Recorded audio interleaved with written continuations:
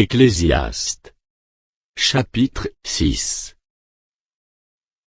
Il est un mal que j'ai vu sous le soleil, et qui est fréquent parmi les hommes.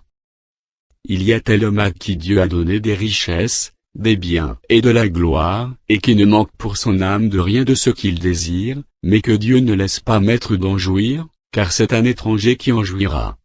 C'est là une vanité et un mal grave. Quand un homme aurait 100 fils, vivrait un grand nombre d'années, et que les jours de ces années se multiplieraient, si son âme ne s'est point rassasiée de bonheur, et si de plus il n'a point de sépulture, je dis qu'un avorton est plus heureux que lui. Car il est venu en vain, il s'en va dans les ténèbres, et son nom reste couvert de ténèbres. Il n'a point vu, il n'a point connu le soleil, il a plus de repos que cet homme. Et quand celui-ci vivrait 2 fois 1000 ans, sans jouir du bonheur, tout ne va-t-il pas dans un même lieu? Tout le travail de l'homme est pour sa bouche, et cependant ses désirs ne sont jamais satisfaits. Car quel avantage le sage a-t-il sur l'insensé? Quel avantage a le malheureux, qui sait se conduire en présence des vivants?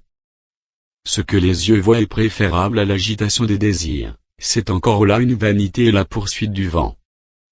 Ce qui existe a déjà été appelé par son nom, et l'on sait que celui qui est homme, ne peut contester avec un plus fort que lui.